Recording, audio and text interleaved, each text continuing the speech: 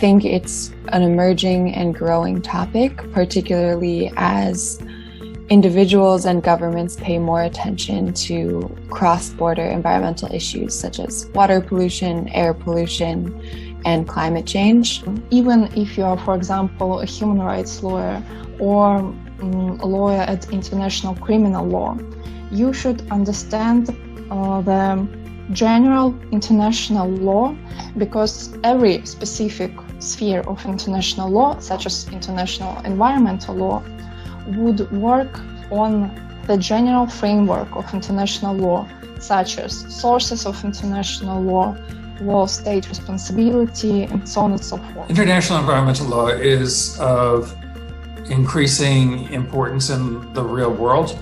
The climate change is probably the best example. Climate is a truly global issue in that a molecule of carbon dioxide emitted in the United States has the same impact in Moscow that it has in Beijing, that it has in Sydney, that it has in Pretoria. So the only effective way to deal with climate change is on a truly global basis. To describe the importance of this subject, international law generally and international environmental law in particular, I would say that even eternity will not be enough. So I would say briefly that it is about saving our life on international legal basis. We now live in a very challenging and difficult time, and environment became the forefront of our mutual strive for a better future.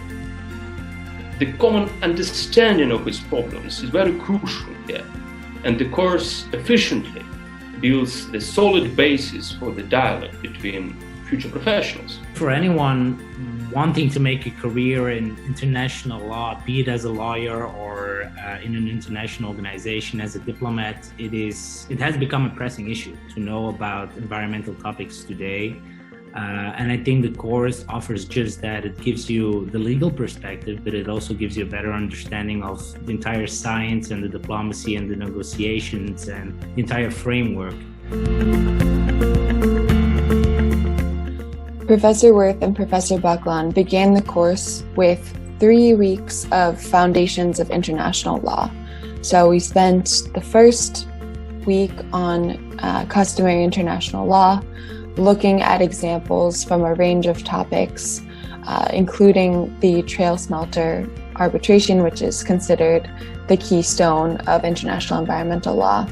And we also looked at treaty interpretation, which is another fundamental subject that students need to be familiar with. Highlighted most topical issues in international environmental law, including so-called cross-cutting issues like trade and environment, for instance. And after giving lectures, we organized mini moot courts, which helped our students to elaborate on issues discussed during the lectures. So we're trying to combine theory, practice, basics, and topical current issues of the subject.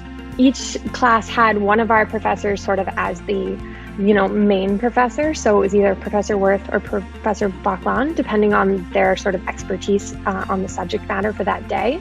And then, of course, they were always present, sort of, bouncing off one another and sort of bringing that their own expertise to the other subject areas. Professor David Wirth taught us about carbon dioxide process in air pollution and ozone layer. Whereas Daria Boklan showed us different endangered species. So sometimes I caught myself like watching National Geographic or like lecture of Neil deGrasse Tyson. It was very insightful. It was not even about law per se, but it was connected then further to the international norms that were trying to regulate this subject of environmental law. Professor Wirth, Professor Boklan, and myself offered extensive office hours, which students really took us up on. And at the beginning of the class, I offered a sort of legal basics class that I taught outside of class hours. We had a lot of participation, and I think 10 students came. It was more so serving the needs of students who didn't have a prior legal background, so they felt equally as comfortable.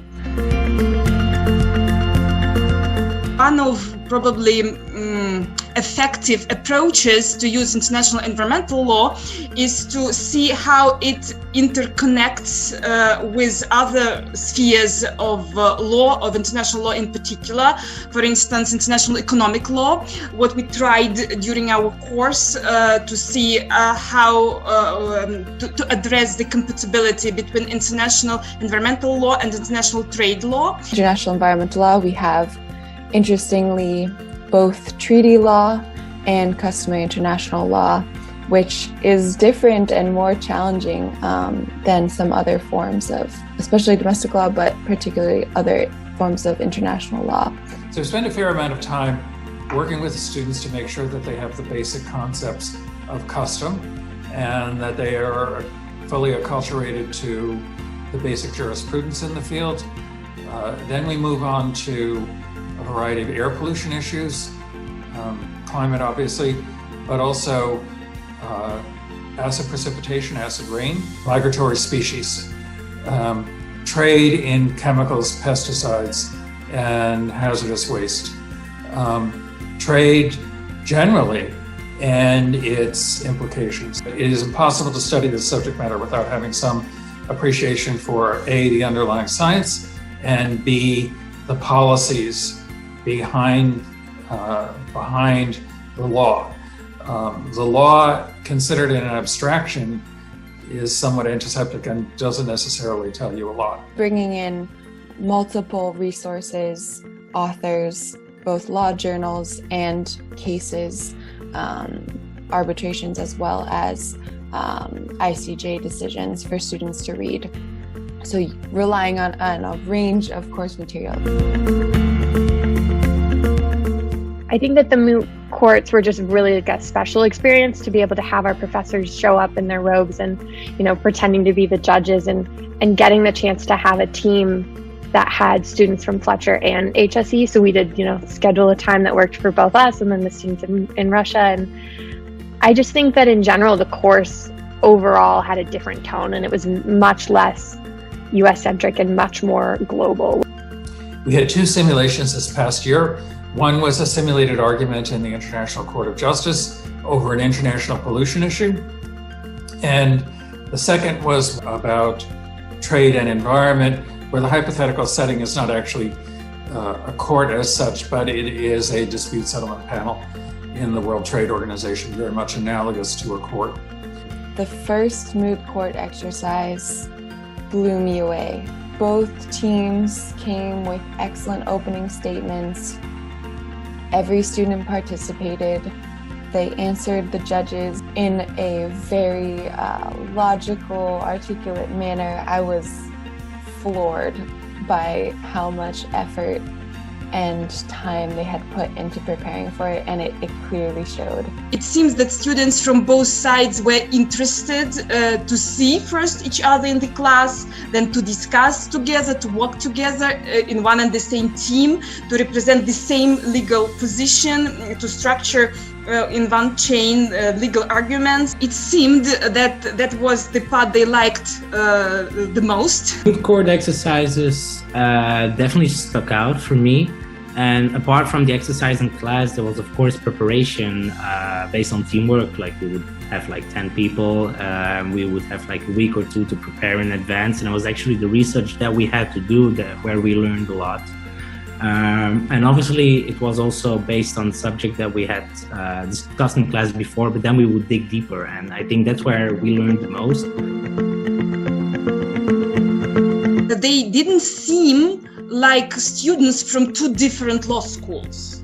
They even didn't seem like students from 2 different countries, or even more than 2 different countries, students from different parts of the world.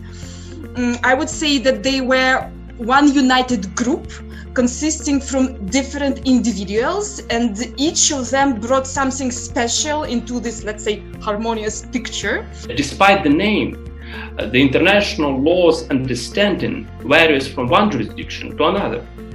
And this course allowed me to see directly how the minds conspire. At the beginning, students from Russia, including me, and the United States had very different approaches to common challenges and sometimes produced very different results. However, thanks to the course, which represents the combination of United States School of Law and Russian School of Law, we were able to elaborate the common solution to the very different problems.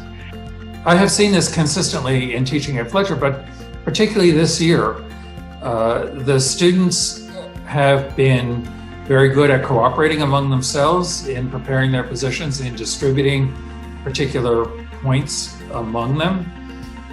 You have to remember that this requires some effort, both by the Fletcher students who come from a diverse background to begin with, and then with the HSE students who are also diverse. What I saw was very heartening in the sense of bridging any cultural gaps and working together to produce really an outstanding result. As for the Russian and American approaches, we together with Professor Wirth were very glad to find out that we're absolutely first on the same page. And on the other hand, I would say that we both have so-called international legal approach to the subject rather than particular Russian or American one. During the pandemic, during a time of, on the very, very highest levels of the non-professional level, some strain in relations between the Russian Federation and the United States, none of that translates into the classroom. I didn't have a background in environmental law, and I enjoyed it so much that I'm actually thinking of making a career in the field. So that's something I didn't think about before. I just took it out of curiosity, and also I think out of necessity, because as I said before, I find it important to have a solid understanding of the material if you want to work in an international legal field. But I enjoyed it so much because there are many possibilities. It's a pressing issue. And it's also an issue that I like as a person. So yeah, I would say for me it changed everything.